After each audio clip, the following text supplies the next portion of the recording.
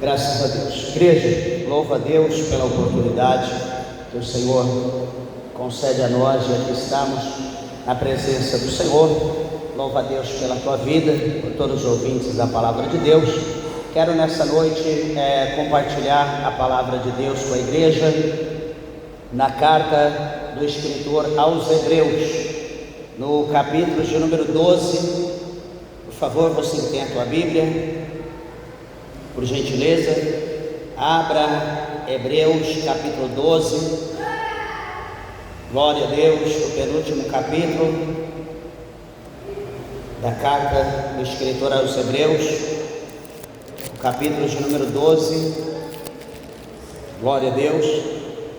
Vamos ler aqui o segundo texto desse capítulo de número 12, que encontra-se no verso de número 5 até o verso de número 11. Todos acharam? Digo amém.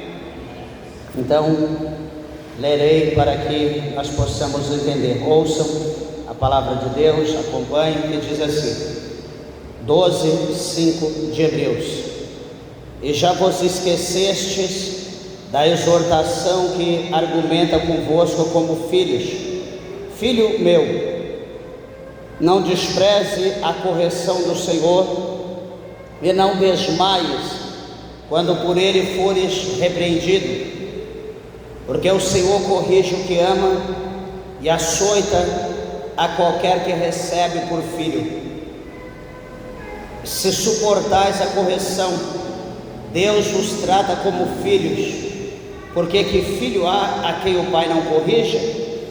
Mas se estáis sem disciplina, da qual todos são feitos participantes, sois então bastardos e não filhos. Além do que, tivemos nossos pais segundo a carne, para nos corrigirem, e nós os reverenciamos.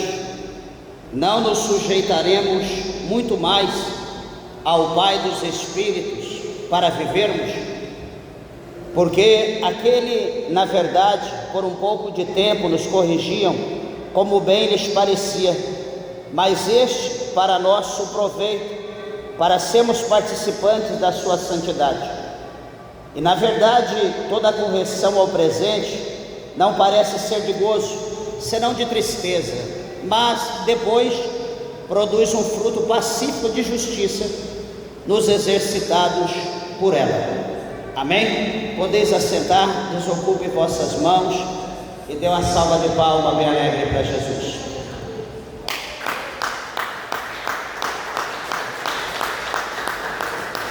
Graças a Deus. Que bênção. Meus irmãos, eu peço a tua atenção, a tua reverência à palavra de Deus, em nome de Jesus, nessa noite. E quero mostrar, quero comentar aqui a palavra de Deus para a igreja, para os ouvintes da palavra de Deus, falando acerca das provações, ou melhor, da perseverança, em meio às provações. E meus irmãos, quando a gente fala em provação, perseverança até é bom, mas quando a gente fala provação, muitas pessoas não gostam de ouvir esse nome, provação. E interessante é que a provação, ou o momento da prova, ela vem para todos os mortais, que estão embaixo do céu, que estão em cima da terra. E nós vemos isso, que o próprio Cristo, ele como Deus, como nosso mestre, até ele, a Bíblia diz que ele foi provado.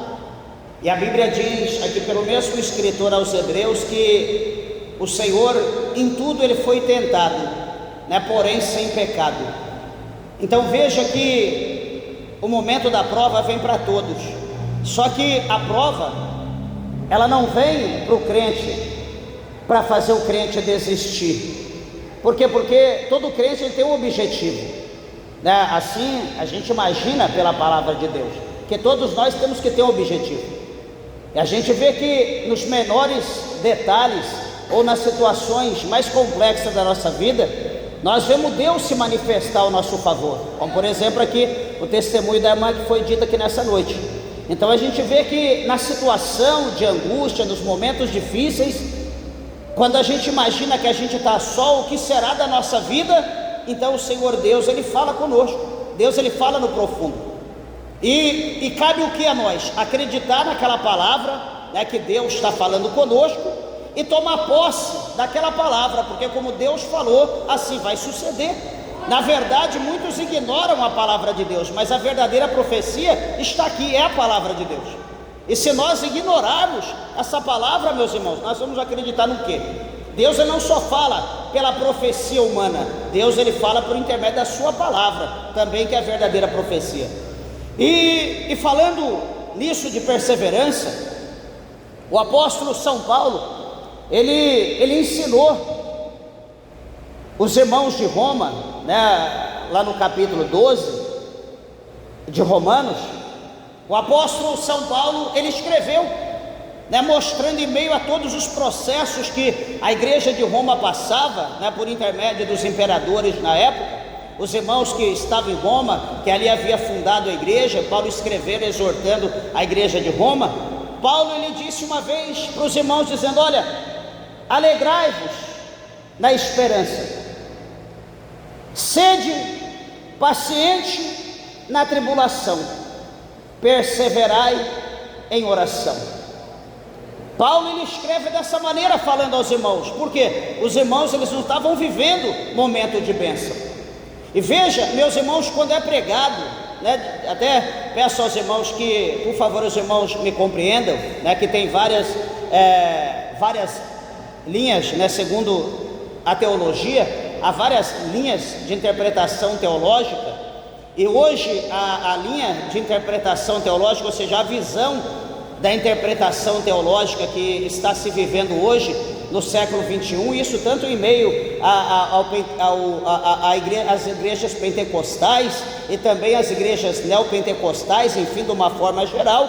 Hoje a visão que está se tendo da palavra de Deus, né, é aquela visão teológica da prosperidade, aonde essa visão mostra para nós que a maioria, né, quase todo mundo praticamente, está vivendo para Deus, ou está indo para a igreja, tendo o evangelho, tendo a igreja como uma moda, como algo que é bom todo mundo ter, né, porque fulano está indo para a igreja, então eu também vou. Fulano comprou uma Bíblia, então eu também vou comprar. Fulano prosperou porque está indo para a igreja, então eu também vou para a igreja porque eu vou prosperar. Meus amados e queridos irmãos, se verdadeiramente todo mundo tivesse uma visão teológica da Bíblia como ela é, eu não sei se todo esse povo que hoje se diz cristão, se a figueira balançasse, se a árvore balançasse, eu não sei se ficaria algum fruto pendurado na árvore. Porque o evangelho que se prega hoje é o evangelho da prosperidade, é o evangelho da bênção, é o evangelho da vitória, é o evangelho do ego, ou seja, do eu, do homem, aonde se exalta a carne, se exalta a matéria, aonde o homem, ele é o centro da adoração, onde o homem é o Todo-Poderoso, e aonde no contexto geral dessa história é apresentado Deus como um mordomo que está ali passando em revista no meio das igrejas, com uma bandeja ou com uma varinha na mão, e as pessoas pedindo: Deus, eu quero isso, Deus, eu preciso disso, toma, Deus, eu quero isso, receba, Deus, e Deus está só lhe dando. Meus irmãos, desculpa de eu falar ou até perseverar em dizer isso ultimamente, mas eu quero dizer para você que isso não é evangelho. Isso não é evangelho. Eu peço aos irmãos, por favor, que os irmãos façam a leitura da Bíblia, né, como nós propomos no início desse ano, e que os irmãos leiam a palavra de Deus não apenas com o olhar. Presta bem atenção, nós podemos ler a Bíblia com dois olhares. Nós podemos olhar a Bíblia, ler a palavra de Deus com um olhar histórico. Espera aí, eu estou lendo aqui, mas isso aqui é história. Vai trazer algum sentimento para nós? Não. Vai trazer algum arrependimento para nós? Não. Vai trazer alguma mudança, salvação? Não, porque nós estamos olhando isso só como uma história. E tem outra visão que nós devemos praticar. É olhar para a Bíblia, é estudar a Bíblia, é ler a Bíblia numa visão espiritual. É olhar para a palavra de Deus e ver que essa palavra é viva, e que essa palavra ela tem poder de agir, de moldar, de trabalhar na nossa vida e fazer nós vivermos aquilo que os personagens dessa palavra viveram no seu tempo. Nós também podemos viver as mesmas coisas que eles viveram. Lembrando que aceitar Jesus não vai trazer para nós prioridade, não vai tornar nós melhores pessoas ou ter privilégios a mais do que qualquer um nessa terra tem. Isso não existe. Mas observa que essa visão teológica da prosperidade está trazendo não crentes, mas está trazendo seguidores de igreja, está fazendo pessoas não seguidores de Cristo, não aqueles que renunciam a si mesmo, não aqueles que pegam a sua cruz, independente da circunstância, ele vai seguir a Jesus, ele vai marchar, ele vai romper até o fim. Porque seguidores de igreja ou seguidores de pastores não são seguidores de Cristo. Seguidor de Cristo, meus irmãos, ele vai analisar, por exemplo, os 4 evangelhos. Ele vai analisar Mateus, ele vai analisar o evangelho de Marcos, ele vai analisar o evangelho de Lucas, o evangelho de João, ele vai ler também a carta de Atos dos Apóstolos, ele vai meditar ali, ele vai ver o que Jesus passou, ele vai ver os exemplos de Jesus, ele vai ver como Jesus caminhou na terra, como Jesus viveu, ele vai ver os ensinamentos de Jesus, ele vai falar: não, eu sou um crente em Cristo Jesus, então eu preciso seguir as pisadas de Cristo. Cristo é o verdadeiro exemplo. Ele disse para mim ser imitador dele. Ele diz: aprendei de mim que sou manso e humilde de coração. Então, ou seja, eu vou começar a olhar para a Bíblia, eu vou começar a praticar aquilo que eu leio, eu vou guardar no coração, eu vou colocar em prática. Aí então nós estaremos vivendo as boas novas, nós estaremos vivendo o verdadeiro evangelho que Jesus deixou para nós, que Jesus nos ensinou e morreu, deu a sua vida na cruz do Calvário.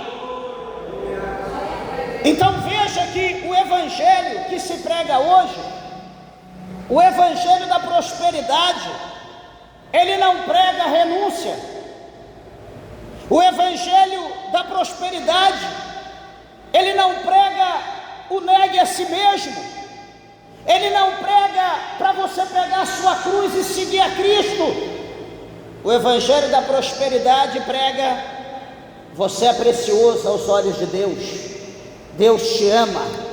Jamais Deus deixará que nada vai acontecer contigo, nem com os teus. E etc, etc, etc, e todas essas balelas que têm transformado homens e mulheres em bebês espirituais, em pessoas que não pode assoprar um vento, não pode cair uma chuva, correr água, que já está ali clamando, dizendo: Deus, eu sou teu servo, eu sou dizimista, Senhor, bateram no meu carro, Senhor, caiu uma folha da árvore, meu Deus, caiu ali o fruto da árvore, eu sou teu servo, eu estou tendo perda. Meus irmãos, a Bíblia diz que sucede tudo de igualmente a todos.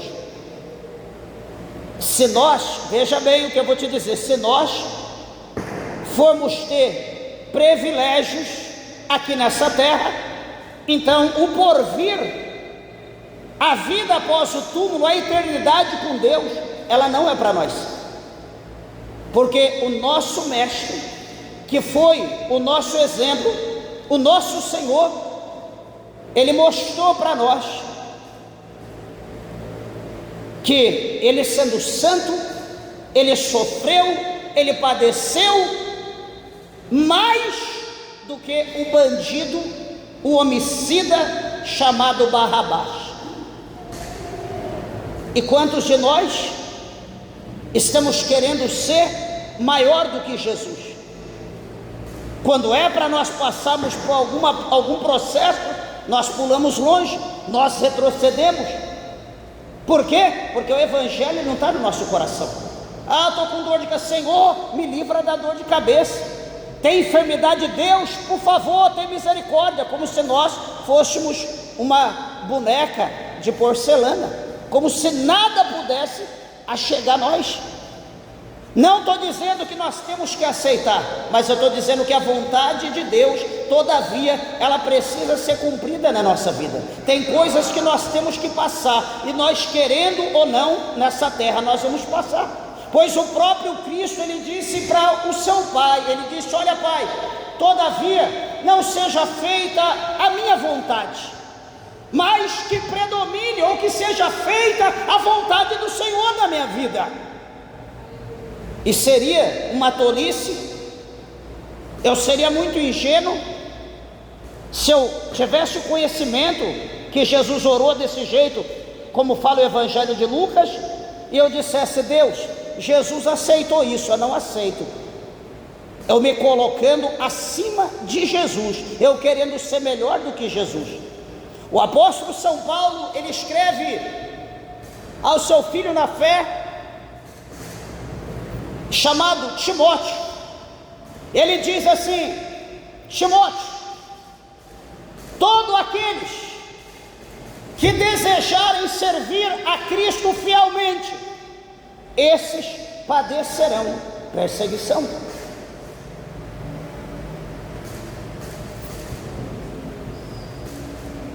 E foi lido aqui uma palavra nesse último culto de segunda-feira, uma palavra muito profunda, no capítulo 12 de 2 Coríntios, e o versículo de número 10, faz necessário atentarmos para este versículo, até que está de encontro com o que nós estamos falando. 2 Coríntios 12, 10, Paulo escrevendo nas suas cartas de exortação, as cartas pastorais, ele escrevendo à igreja de Corinto, instruindo a igreja. E no verso de número 10, primeiro nós vemos o texto que Paulo está sofrendo, está sendo esbofeteado por Satanás. Eita, Paulo, que o lenço de Paulo, os aventais de Paulo, pessoas eram curadas, pessoas endemoniadas eram libertas, e agora Paulo está sendo esbofeteado, está sendo afligido pelo próprio Satanás. E a Bíblia diz que Paulo vai orar 3 vezes, vai clamar 3 vezes a Deus, para que o Senhor desse um refrigério, para que Deus desse um livramento. Veja, versículo 7, capítulo 12, 7. E para que não me exaltasse pelas excelências das revelações, foi-me dado um espinho na carne, a saber, um mensageiro de Satanás, para me esbofetear, a fim de não me exaltar.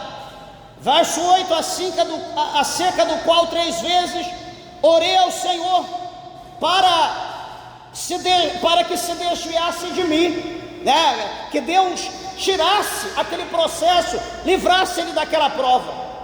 Então Paulo, como é um homem de Deus, um homem de Deus tanto quanto nós, um homem de Deus que tem uma comunhão tanto quanto nós, veja aí que nossos aventais, Veja que os nossos lenços também, nós estamos jogando aí sobre as pessoas estão sendo curadas. Veja que onde fala do nosso nome, os demônios correm, né? Igual foi dito no capítulo 16, quando aquele demônio disse: eu conheço Jesus e bem sei quem é Paulo, né? Mas e vocês quem são? Veja que aqui nós estamos no comparativo como Paulo, não é o que nós estamos hoje, falando que nós estamos tão bem quanto Paulo. Senhor, não posso passar esse processo não, tira esse espinho da minha carne, olha aqui minha carteirinha de dizimista. Sabe o que Deus falou para Paulo e também fala para nós?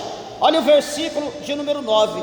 Paulo diz, o Senhor Jesus diz bem assim para Paulo: Paulo, a minha graça te basta, porque o meu poder se aperfeiçoa na fraqueza. E ele continua dizendo: de boa vontade, pois me alegrarei nas minhas fraquezas, para que em mim habite o poder de Cristo. Então Paulo, ele ora. Veja que Paulo tinha intimidade com Deus. Paulo era homem de oração. Ele pede para Deus tirar o espinho da sua carne. O que o Senhor Deus diz? De jeito nenhum eu tirarei. Eu não vou tirar o espinho da tua carne.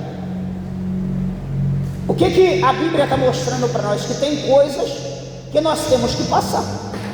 Tem situação que nós vamos ter que passar. Para quê, meus irmãos, que nós temos que passar? Eu sempre digo aos irmãos, os irmãos já sabem, para nós adquirirmos crescimento, para nós adquirirmos maturidade, para nós aprendermos a confiar em Deus, para nós aprendermos a saber que a vida do cristão não é só de bênção e vitória, que nós temos os desertos da vida, que nós temos os processos que nós temos que passar para que nós possamos ter experiência com Deus, para que nós possamos ter intimidade com Deus, né? Era triste isso, ele dizer: a minha graça te basta, né? Eu lembro uma vez, não sei se eu já contei isso, eu estava passando uma prova tão terrível, uma prova árdua de saúde, né? Eu estava sofrendo muito da coluna, e nós fomos no culto, não sei se eu lembro se eu fui pregar, na igreja nossa do vice-presidente do nosso ministério, e quando acabou o culto, eu estava mal demais, eu dobrei o joelho e falei: por favor, pastor, o senhor pode me ungir, ora por mim, não estou aguentando. Não, amém, vou orar sim. Foi, me ungiu, ele estava em cima do altar, ele ungiu, e ali orando, falando em mistério, e sentindo aquela glória, aquele poder de Deus, e de repente o Senhor fala pela boca dele e diz: meu servo, eis que a minha graça te basta, e essas são as minhas para ti. Eu fiquei assim orando, olhei, falei, tipo assim, pensei, falei: meu Deus, mas eu nessa prova só isso? Quer dizer, o senhor não vai falar alguma coisa que o senhor está aliviando, que o senhor está, sei lá, dando um refrigério? O Senhor Deus diz: a minha graça te basta, e essas são as minhas. Aí a gente lê aqui, o Senhor diz: a minha graça te basta, porque o meu poder se aperfeiçoa na fraqueza. Então, observa que nem tudo o Senhor faz da maneira que nós queremos. Tem coisas que nós temos que passar, e detalhe, e nós temos que passar alegres, felizes, como lá no capítulo 4, alguém já leu lá em Atos dos Apóstolos, quando os discípulos, eles são presos, e nessa que eles são presos, eles são açoitados, né, espancados, eles sofrem, rasgam as suas vestes, derrama seu sangue, e manda eles embora e não falar mais de Jesus. Resumindo, eles chegam diante dos outros, discípulos, não chegam, olha o que nós estamos passando, ai, estamos sofrendo, olha, rasgaram nossas vestes, estamos sangrando, colocaram um cabresto em nós, disseram para nós não falar mais do nome de Jesus, chega, estamos indo embora, vim entregar credencial, vim deixar meu rolo, a Bíblia, estou indo embora, não quero ser mais crente. Eles fizeram isso. Quem já leu o capítulo 4 vai ver que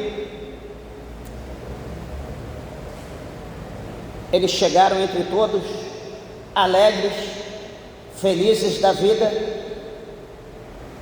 porque eles estavam sendo dignos de padecer, de sofrer como seu mestre e pelo amor do seu mestre Jesus Cristo.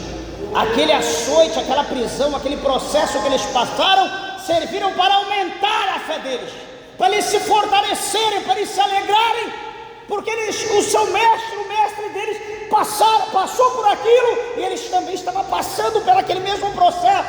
Então eles se alegraram por estar padecendo como o mestre padeceu.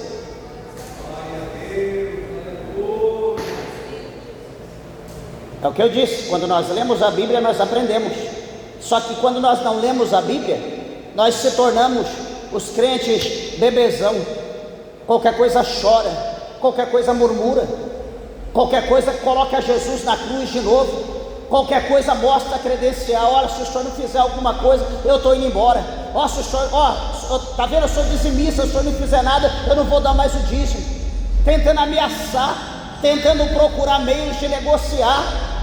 Igreja, se nós ficarmos alegres ou tristes, isso não vai mudar a posição de Deus acerca de nós. Todos nós estamos determinados pela palavra de Deus, né? O processo de cada dia, isso não vai mudar. Se nós ficar furioso ou não, não vai mudar aquilo que Deus já determinou para nós pela sua palavra. Por isso que eu digo, nós temos que estar alegre, feliz com tudo com que Deus concede para nós. Olha o versículo 10 desse capítulo 12 da segunda carta do apóstolo Paulo aos Coríntios. Ele diz assim, ó: pelo que, Paulo falando, pelo que sinto prazer, ele está dizendo que ele sente prazer nas fraquezas, nas injúrias, nas necessidades, nas perseguições, nas angústias. Mas por que ele sente prazer em tudo isso? Por amor de Cristo. Ele sente prazer em tudo isso por amor de Cristo. Por quê? Porque quando eu estou fraco, então eu estou forte. Então, o que Paulo está dizendo para nós? Que o amor, que é o vínculo, o amor que é a excelência, o amor que prevalecerá até o fim, para sempre, o amor nunca vai se extinguir. Então, o amor que nós temos por Cristo, esse amor faz com que nós passamos por todos os processos da terra.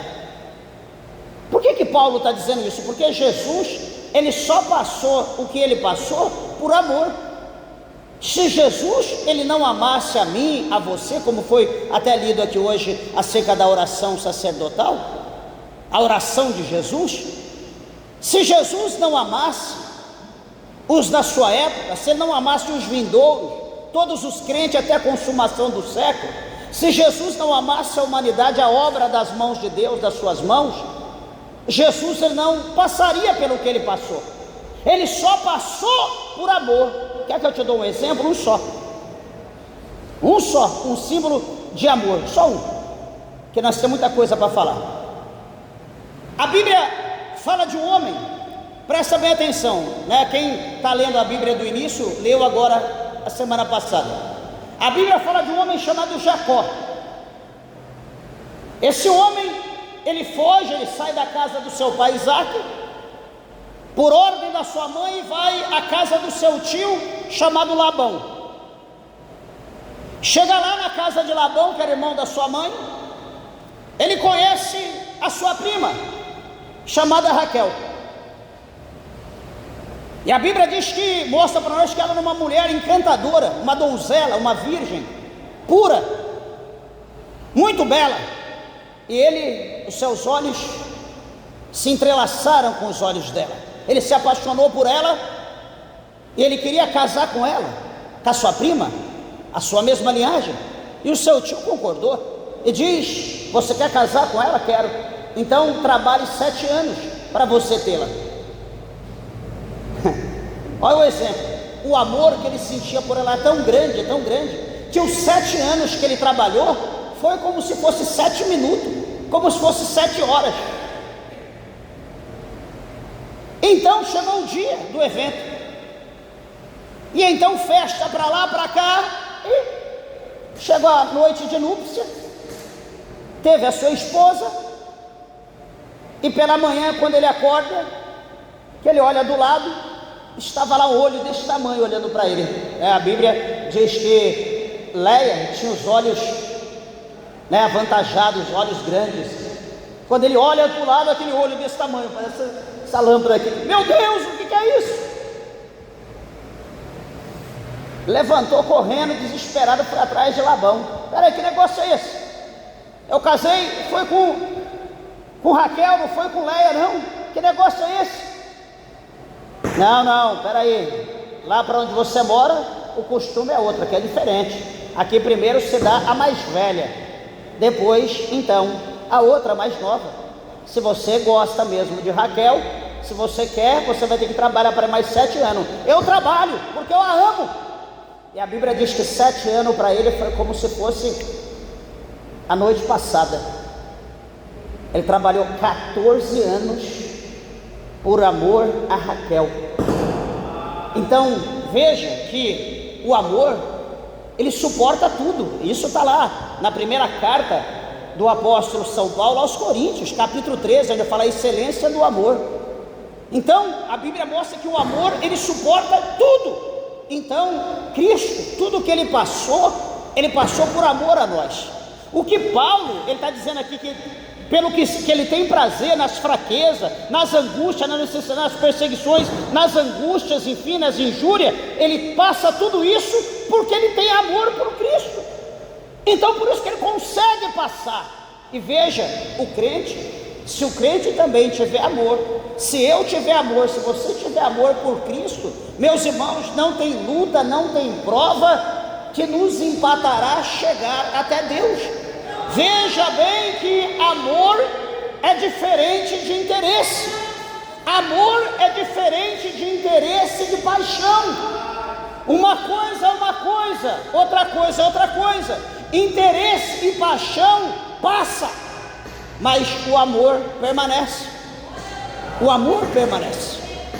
A esposa que ama o esposo, independente da circunstância, ela está ali com ele. Algumas, ou amigas, ou alguém diz: eu não suporto, não sei como ela suporta isso. Como que ela suporta? Se fosse eu, já tinha feito isso, feito aquilo, colocado um veneno, mandado embora, trocado a fechadura, enfim.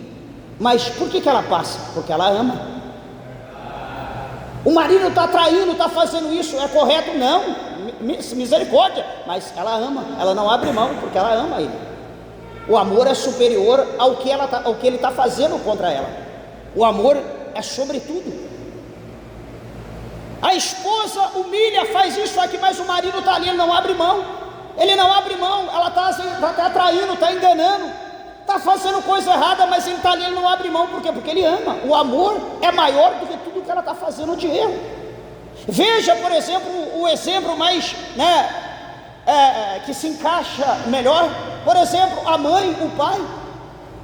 O filho foi criado, o filho cresceu, foi instruído até no que é correto. Só que chegou um dia que esse filho pegou o caminho errado. Esse filho pegou o caminho do engano, pegou o caminho do mundo. E esse filho então se voltou agora para as coisas erradas. Esse filho agora virou um marginal. Esse filho agora está no mundo do crime. Esse filho agora se tornou um homicida, se tornou um bandido, um larápio. Mas independente do que o filho fez, independente do que ele faz, independente do que ele era homem, virou homossexual, era mulher, entrou para o lesbianismo, independente do que seja ou do que vire, a mãe, o pai está ali. Eu amo, é meu filho, eu não abro mão. O amor é maior do que as atitudes que ele está fazendo, que ele está praticando. Por isso que a mãe e o pai não abrem a mão dos seus filhos, independente da circunstância. Vamos agora vamos agora colocar no nível da igreja. Meus irmãos, Jesus, presta bem atenção, no capítulo 16, verso 33 do Evangelho de São João, o Senhor Jesus diz assim: eu digo isso para que em mim vós tenhais paz. No mundo tereis aflição, mas tende bom ânimo, eu venci o mundo. Jesus está mostrando para nós que nós precisamos ter paz. Nós precisamos ter paz. A paz nos leva ao vínculo da perfeição. Nós precisamos ter paz. Por que nós precisamos ter paz? Porque nesse mundo nós vamos ter aflição. Jesus fala dessa maneira: nós passaremos por aflição, mas ele diz para nós ter bom ânimo. E aflição é algo que traz desespero, aflição traz angústia, aflição traz algo desesperador, que nós não temos prazer, que nós não temos alegria, dá vontade de agir com a própria mão. Só que o Senhor diz que nós precisamos ter paz. Digo isso para que em mim vós tenhais paz. Leia lá, 16:33 de João. No mundo tereis aflição, mas tende bom ânimo, que eu venci o mundo. Então, além de nós termos paz, nós precisamos ter bom ânimo. E acima de tudo, nós precisamos amar a Cristo. Nós precisamos estar servindo a Cristo, não pelo que Ele pode fazer, mas pelo que Ele é. Que Ele é o nosso Senhor, o nosso Salvador.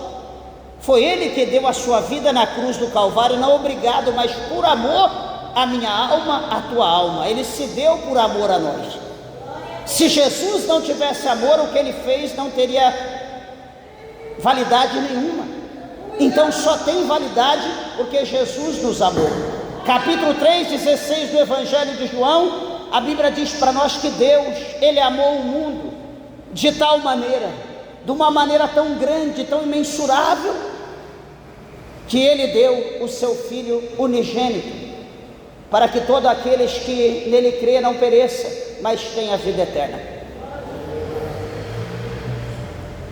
Então, igreja, presta atenção, não serei extenso. Se nós estamos aqui dentro, se nós carregamos a Bíblia, se nós lemos, estudamos a Bíblia, se nós guardamos a palavra no coração, nós precisamos praticar agora a palavra. Nós precisamos amar a Deus incondicionalmente, acima de qualquer coisa. Veja o que Paulo, ele fala aqui acerca do amor, nesse capítulo 13 de 1 Coríntios. Eu quero chamar a tua atenção, que às vezes a gente diz: eu amo Deus, mas a gente não consegue passar por nada. Eu amo Deus, mas a gente não consegue ser fiel. Eu amo Deus, mas eu não consigo perseverar. Eu amo Deus, mas a luta está grande demais, eu não vou conseguir caminhar. Ué, mas o amor suporta tudo. Se o amor suporta tudo, não existe nada que possa parar a gente nessa caminhada. 1 Coríntios 13, o versículo de número 1, o apóstolo São Paulo diz assim: ainda que eu falasse as línguas dos homens e dos anjos, e não tivesse caridade, da caridade, mas vou trocar caridade por amor, que é a mesma coisa. Ainda que eu falasse a língua dos homens e dos anjos e não tivesse amor, seria como o metal que soa ou como o sino que tine. Verso 2: ainda que tivesse o dom de profecia e conhecesse todos os mistérios de toda a ciência, ainda que tivesse toda a fé de maneira tal que transportasse os montes, e não tivesse amor, nada seria. Verso 3: ainda que distribuísse toda a minha fortuna para sustento dos pobres, e ainda que entregasse o meu coração para ser queimado, e não tivesse amor, nada disso me aproveitaria. Versículo 4: o amor é sofredor, é benigno, o amor não é invejoso, o amor não trata com leviandade, não se ensoberbece, não porta com indecência, não busca os seus interesses, não se irrita, não suspeita mal. Verso 6: não folga com a injustiça, não folga com a verdade, tudo sofre, tudo crê, tudo espera, tudo suporta. O amor nunca falha. Não havendo profecia, serão aniquilados, havendo língua, cessarão, havendo ciência, desaparecerá. Porque em parte conhecemos, em parte profetizamos. Verso 10: mas quando vier o que é perfeito, então o que o é, em parte será aniquilado. Quando eu era menino, falava como menino, sentia como menino, discorria como menino, mas logo que cheguei a ser homem, acabei com as coisas de menino. 12: porque agora vemos por espelho em enigma, mas então veremos face a face. Agora conheço em parte, mas então conhecerei como também sou conhecido. Verso 13, último: agora pois permanece a fé, a esperança e o amor. Estas três, mas a maior destas é o amor. Por que eu li esse texto? O 1 Coríntios capítulo 13, para os irmãos ver que Paulo, ele não tinha nada por precioso, para os irmãos ver que, como Jesus disse acerca dos 10 mandamentos, aonde Jesus ele resume só em 2. O primeiro é amar a Deus sobre todas as coisas, de todo o nosso coração, de toda a nossa força, todo o nosso ser, enfim. E o segundo, não menos importante, é amar os nossos irmãos como nós amamos a nós mesmos. Então o apóstolo Paulo, ele mostra aqui para nós, nesse capítulo 13, que o amor a Deus, ele sobressai a qualquer outra coisa nessa terra. É acima do ouro, é acima da riqueza, é acima do bem, é acima da saúde, é acima da esperança das coisas da terra. O amor a Deus tem que estar acima de tudo. Se a igreja de Deus se atentar para isso, e se nós começarmos a amar a Deus, a amar a Jesus, a amar o Espírito Santo acima de qualquer coisa dessa terra. Peraí, eu amo minha esposa, mas acima de tudo eu tenho que amar a Deus. Eu amo a mim, mas acima de tudo eu tenho que amar minha esposa. Primeiro a Deus, depois o nosso próximo como a mim mesmo.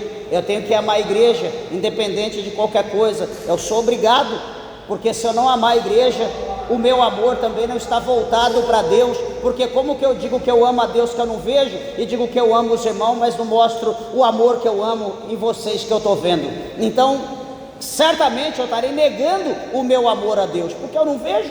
Se eu estou vendo, eu digo que eu amo, mas eu não mostro o amor, imagina para Deus que eu não vejo.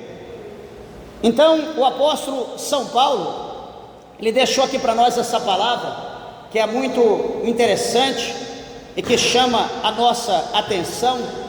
Por que eu estou dizendo isso? Porque independente que nós amamos a Deus, o amor de Deus ele é soberano, nós amando ou não, Deus nos ama de qualquer jeito.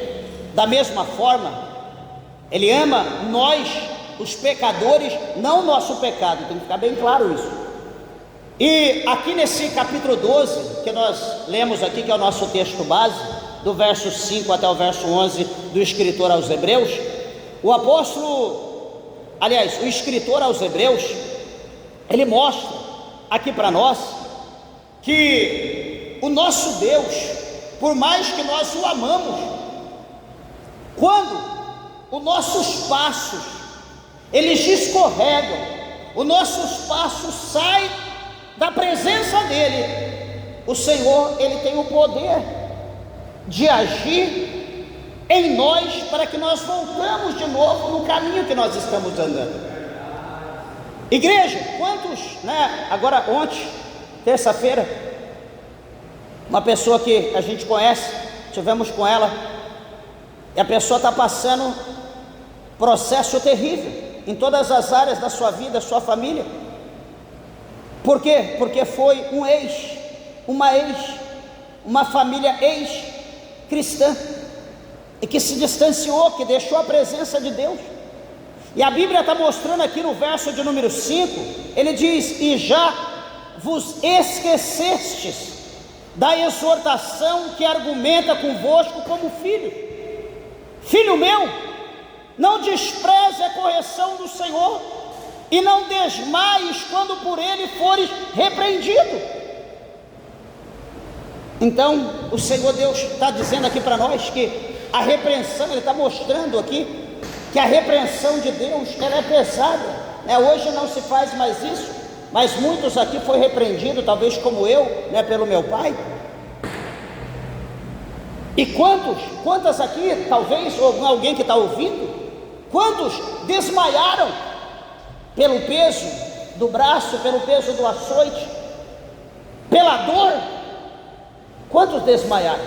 Hoje isso certamente não acontece mais, mas quantos passaram por isso? Então o Senhor está dizendo aqui, para aquele que é exercitado a correção de Deus, para esse não desmaiar. Então veja que a correção de Deus não é uma correção só: meu filho, eu te amo, não faz isso não. Minha filha, eu te amo, não faz isso não, minha filha. Não se mistura com o povo do mundo não. Não fica preocupado com essas coisas do mundo. Não queira ser como as outras, seja você mesma. Eu te amo, eu vou te pegar, me obedeça por favor, eu te amo, eu estou te avisando. Não, Deus não faz isso. O amor de Deus é uma coisa e a correção de Deus é outra coisa. O amor não proibirá Deus de corrigir, porque o amor exige perfeição, o amor exige lealdade, o amor exige fidelidade, o amor não permite a traição. Então, havendo isso entre nós e Deus, certamente, lógico, praticado por nós, porque Isaías, lá no capítulo 59, ele escreveu lá no verso 2, 3, dizendo que o que faz divisão entre nós e o nosso Deus são nossos pecados. Lá no capítulo 4, verso 4 de Tiago, o apóstolo Tiago disse: adúlteros e adúlteras, não sabeis vós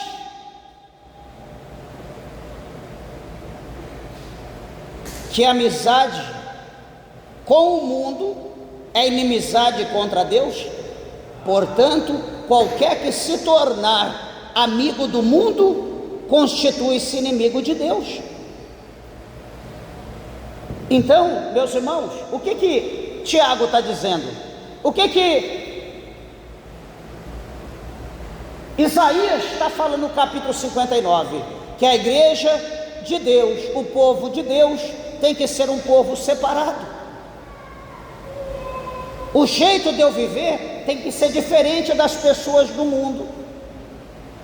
Estou aqui na igreja, estou aqui vestido de traje, posso estar elegante, posso me achar, só que daí amanhã você me vê na rua, eu estou lá de bermuda, estou lá de samba canção, estou lá de camiseta regata, sem camisa. Você tem toda a liberdade de perguntar: pastor, você desviou? Tranquilo, eu vou me sentir ofendido, então eu tenho que me vestir, me portar como crente. Você está aqui hoje vestida, arrumadinha, uma bênção, irmã. Amanhã eu te vejo na feira, no mercado, em qualquer lugar, de bermudinha, de uma sainha curta ainda rachada. de calça comprida, você tem que ter ciência que eu posso olhar para você e dizer: ô irmã, por que você saiu da presença de Deus? Você desviou? E você não vai poder dizer que eu estou te ofendendo, porque você não está portando como uma crente, como um crente, como uma crente. O homem de Deus, a mulher de Deus é o que é em todo lugar, a não ser que nós estamos trabalhando de crente. Como trabalhar de crente à noite? Nós vamos colocar a profissão em prática, a gente se veste como crente e vem para a igreja, é a nossa profissão, é o nosso traje. Como a gente vai trabalhar todo dia, coloca a roupa da firma, trabalha ali com o uniforme, à tarde a gente tira e veste a nossa roupa civil novamente. Às vezes as pessoas podem estar trabalhando assim, vem para a igreja como crente, mas no outro dia está civilmente ou mundanalmente andando como as pessoas do mundo, tranquilo. Mas se você é crente, você precisa andar como crente, porque a correção de Deus é pesada, e o Senhor está dizendo que quando Ele corrigir, nós não devemos desmaiar. E olha o peso da mão de Deus em relação a nós, olha o tamanho da mão de Deus em relação à nossa pessoa. Tem gente que se ofende, você olha para a pessoa, Pai do Senhor, eu falo bom dia, boa tarde, a pessoa, o pastor está fazendo acepção? Mas aí se nós formos lá no fundo, se nós formos lá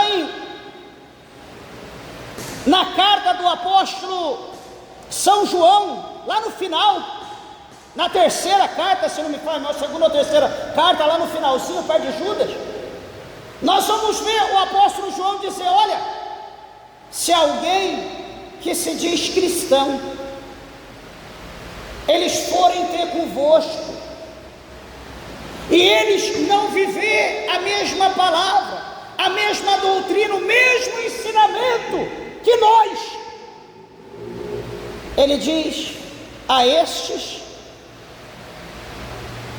não recebeis na vossa casa e nem saudai, porque se assim fizer, vocês estão compartilhando as más obras. Aí eu sou duro demais ou eu sou crente? Se eu for crente, eu tenho que cumprir. Se eu for meia boca, não, isso aí está aí só para encher a Bíblia. A palavra de Deus, ela deve ser meditada e cumprida. Nós não devemos ser fariseus, mas nós precisamos viver a palavra do Senhor. Eu encerro aqui, meus irmãos, no verso de número 6, ele diz bem assim: porque o Senhor, Ele corrige o que ama, e açoita a qualquer que recebe por filho. Então veja que Deus, Ele é o nosso Pai, e por ser o nosso Pai,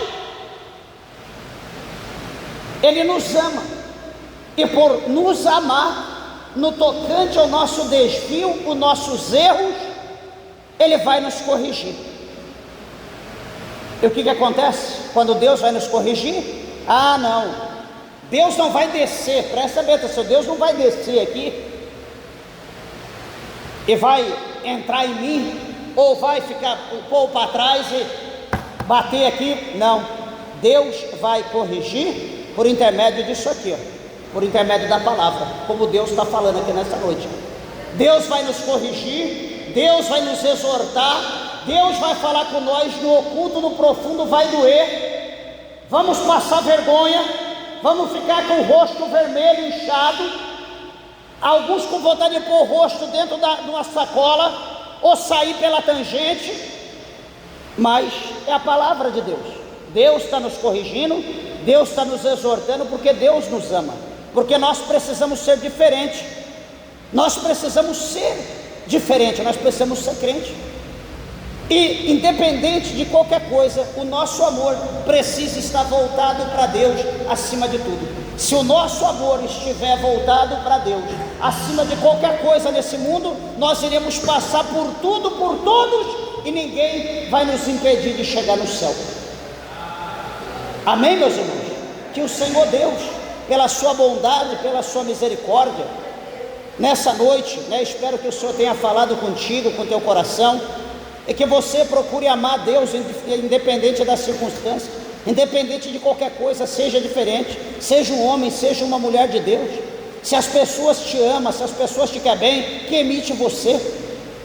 Não, porque fulano me ama, então eu tenho que ser como fulano. Não, nós somos crentes, nós somos leitores da Bíblia, então vamos seguir a palavra de Deus. A Bíblia não está aqui por um enfeite, por uma coisa para ocupar a nossa prateleira, para ocupar a nossa estante, a nossa biblioteca, mas a Bíblia é para ser meditada, é para ser vivida, é para ser praticada, para que nós possamos crescer na graça e no conhecimento. Amém? Que o Senhor Jesus abençoe a igreja, abençoe os ouvintes, em nome de Jesus, e que nós possamos guardar e viver essa palavra com amor, com alegria, para a glória de Deus. Amém? Dê uma salva de palmas bem alegre, exalte o nome do Senhor.